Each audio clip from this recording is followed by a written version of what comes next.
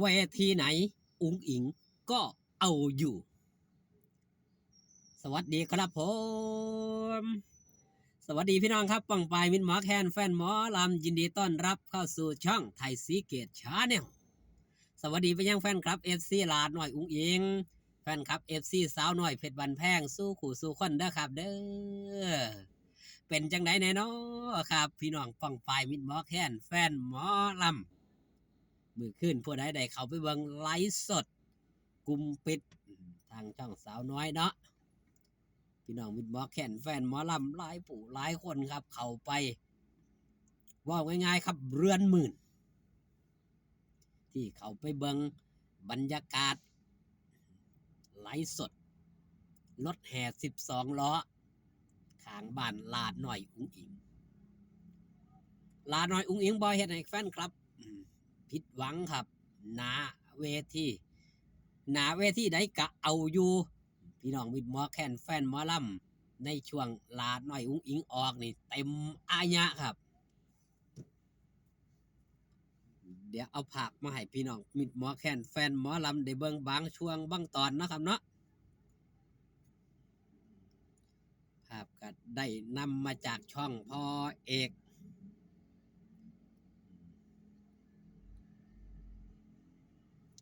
นี่แหละครับเป็นภาพนี่แหละครับ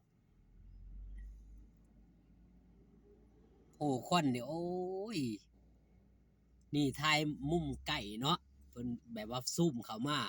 เบิ่งมุมไกลๆพี่น้องมิดหมอแคนแฟนหมอลำนี่อายะครับพี่น้องนี่คือในช่วงไกลในช่วงไกลนะครับเด้อพี่น้องนี่ผู้คนนี่เข้ามาเบิ่งปานหมอลำวงใหญ่เจ้าภาพยิ้มเป้ยภูมิอกภูมิใจถือว่าสำเร็จไปด้วยดีครับ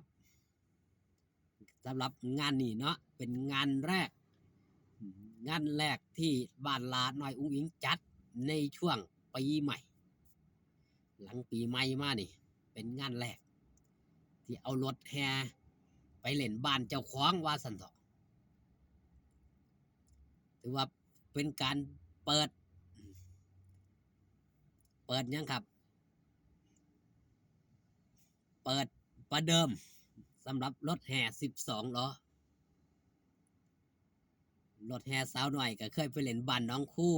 นั่นคือรถแห่โตเก่าเนาะแต่โตใหม่นี่12 ล้อ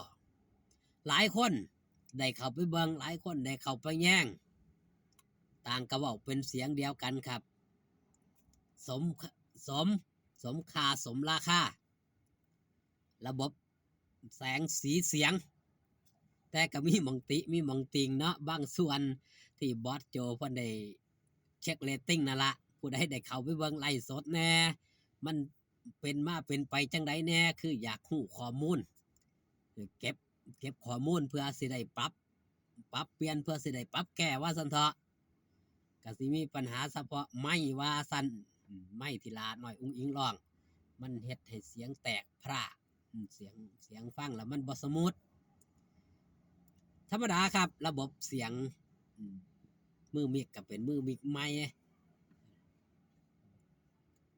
ระบบเครื่องเสียงเนี่ยมันสิบ่อยู่โตในแต่ละหม่องแต่ละบอนเนี่ยมันก็สิบ่คือกันได้พี่น้องกะสั่นเพิ่นก็บ่มิกเสียงดอกกะสั่นก็ตั้งค่าไว้แต่หม่องเก่าๆมันว่าไปเล่นก็เปิดเล่นโลดเพิ่นก็สิบ่มีการเช็คเสียงบ่มีการเช็คซาวด์ดอกแต่ละหม่องแต่ละบอนน่ะ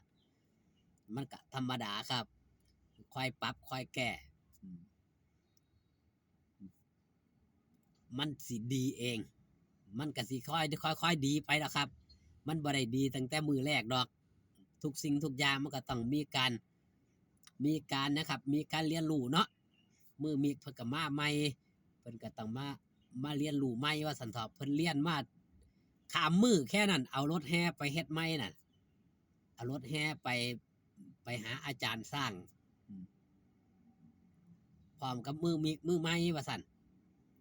ก็ไปเรียนรู้ระบบแค่นิดๆหน่อยๆมันยังหาได้ฮู้ซึ่งยังบ่ถือสถานการณ์จริงมือขึ้นได้ถือสถานการณ์จริงมันก็ไปเป็นอีกรูปแบบนึงนะครับ เปิดอยู่กับผู้คนหลายๆกับเปิดฟังอยู่บ้านธรรมดามันก็สิมีความแตกต่างกันเป็นธรรมดาแต่ลาน้อยอุ้งอิงนี่มือคืนนี่โอ้ยจวดจาดฟาดบึ้มได้ขอพ่อโจไว้แล้วเด้พ่อสิให้ลาร้องจักเพลงสำหรับพ่อโจหรือว่าบอสโจนี่ลาน้อยอุ้งอิงขอหยังก็ได้ครับบ่เคยขัดบ่เคยขืนโทรไปบอกว่าให้ลาร้องจักเพลงนี่คือหยังกับความมีมารยาทของหลานน้อยอุ้งอิงบ่ได้ฝืนคำผู้ใหญ่เด้พอกำหนดมาโหลดให้ร้องเท่าไรกะลากะสิร้องเท่านั้นได้ล่ะพอก็เลยบอกว่าอยากร้องเท่าไรก็ร้องไปโลดยกให้แล้วว่าสั่นนั่นคือยกเวทีให้ลาน้อยอุ้งอิงแล้ว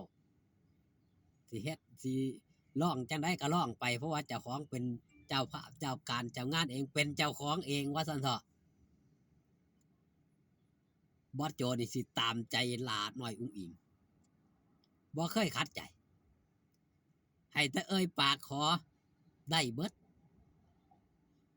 พี่น้องมิตรหมอแค้นแฟนหมอลำสังเกตคือกันบ่ครับตั้งแต่แรกเริ่มที่เลยได้ตั้งแต่หับลาน้อยอุ้งอิงนี่มาเป็นลูกเป็นเต่านี่ลาน้อยอุ้งอิงขอหยังก็ได้อยากได้ลูกโป่งถ้าจำบ่ผิดเรียนแถวนั้นเรียนอยู่ทางน่าสิทางอำเภอขุนหารหรือจังใดนี่ถ้าบ่ขุนหารกับขุขันนี่ล่ะที่ไปแลนหาอืม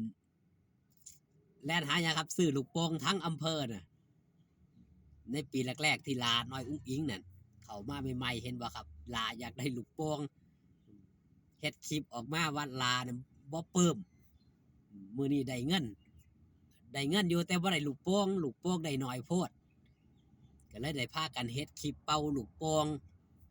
ในเต้นกับเสียนนท์เป่าจนตดแตกตดแตนนั่นล่ะนั่นคือความที่หยังครับความที่ฮักลูกตามใจลูกหลานน้อยอุ้งอิงเฮ็ดหยังก็ตามเล่าก็สิค่อยๆบอกค่อยๆแนะนำเฮาสิเห็นความแตกต่างครับความแตกต่างกับคนอื่นๆที่คนอื่นๆเนี่ยบอสโจนี่สิเป็นคนจังไดครับเว้ามานี่